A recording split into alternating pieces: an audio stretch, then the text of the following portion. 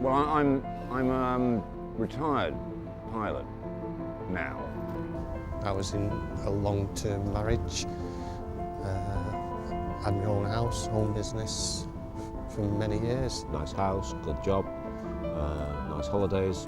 I had a good life, most of it.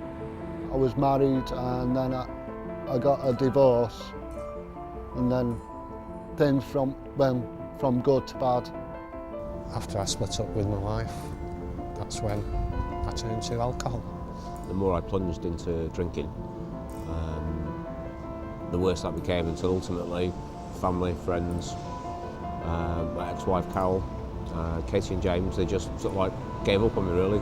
My past has involved a lot of jail, you know, petty offences, but a lot of jail, and I've been unemployed since the beginning of 2003. It isn't an hard step, it's only a very thin line that we're all walking, and some of us do cross it. Some never come back. Well, basically you lose everything.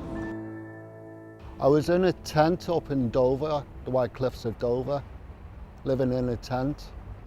It can be pretty hard being on the streets, but you learn to adapt and survive.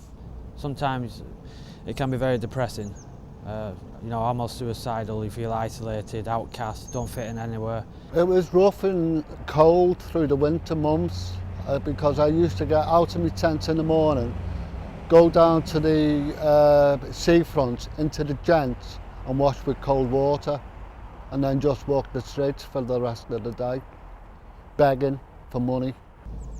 But on the whole, it is a bit lonely, but you do get used to it.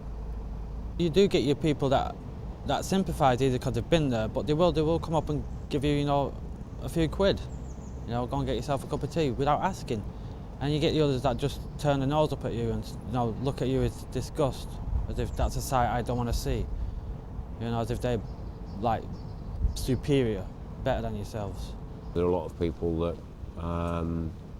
don't really understand who you are. They probably just think you've been like that for the last 30, 40 odd years, you know, and you don't want to change.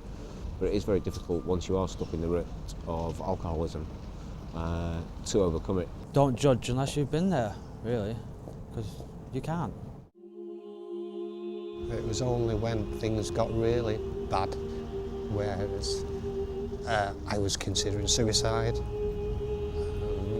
that somebody pointed out that I should seek help. I mean, I'll be 54 in December, and I can't live that life. I've got to move on, and this is why I found this place called the Booth Centre in Manchester. They offer a wide and varied group of activities through the week, art, drama, digital photography, walks. And if you do 5 of them walks, they give you a £30 voucher, so you can get, you know, either new footwear or a new coat. They found me somewhere to stay, and I've moved onwards and upwards. I've now got a flat through the council of my own. It's a place where you can meet up, you know, and chat with other people. It certainly brought my confidence back and gave me a purpose to turn my life round again. Without that, then I know I wouldn't be sat here talking to you. Good things start to happen to you, and it's something I wish I'd done it earlier, but I suppose the time wasn't quite right for me. Me and my friend Steve, we've starting a gardening business. I can see a light at the end of the tunnel now, yes, purely because of the help that I have received. The Booth Centre and Turning Point have helped me turn my life around. Praise the Lord. It's wonderful.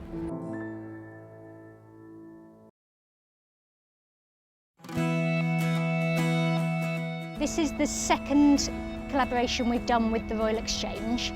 We did our first one in the summer last year.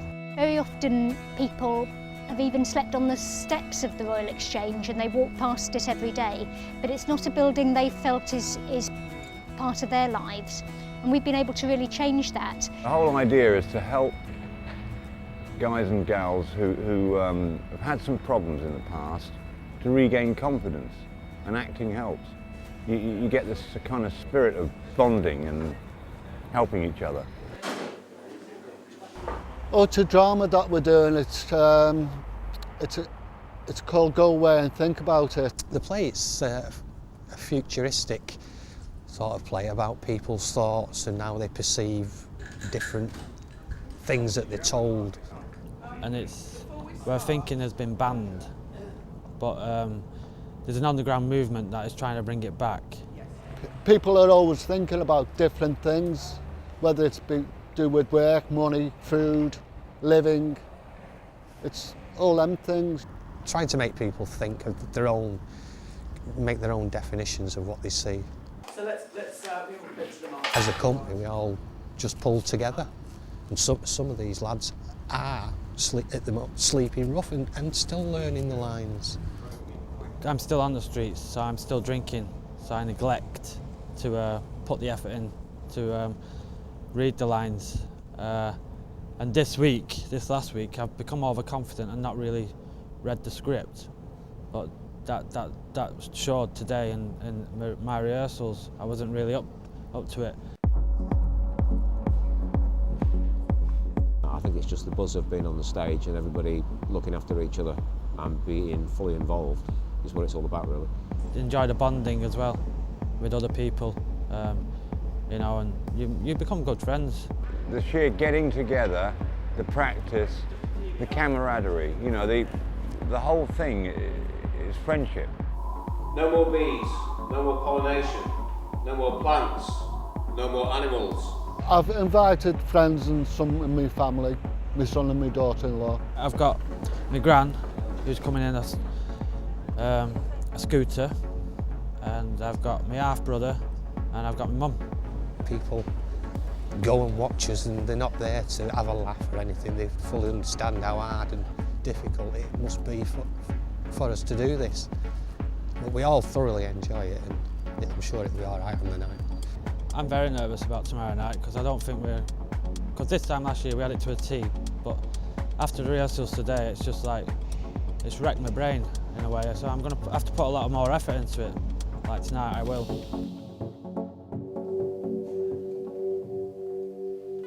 Good evening. Tonight we're going to be investigating the latest craze to hit the streets, bingo.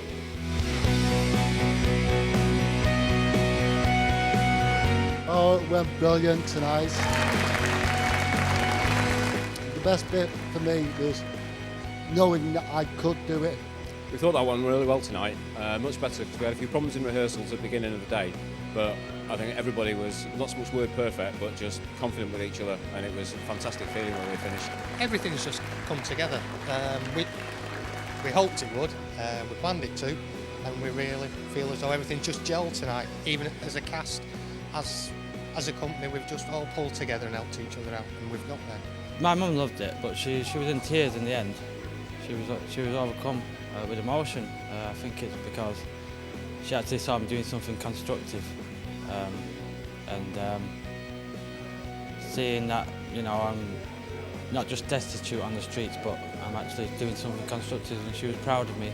I really liked the play. It's really liked the ideas in it, and you could really feel all the characters, each of the characters really come out, and you know, I sort of fell in love with each of the characters. I just thought it might be a laudable attempt to do something worthy, but in fact it was way beyond that. It had a pace and a presence and a content that was, you know, really quite well, amazing. There's no buzz like getting out there and seeing people at the end of the performance smiling. After the final bow, I think we all felt that we did well. Yeah, we did. Marvellous, brilliant. The feelings are really high. Oh, the cast have felt wonderful in themselves and they think it's gone brilliant. I wouldn't say no if you asked me to do it again. It just gives you such a great feeling.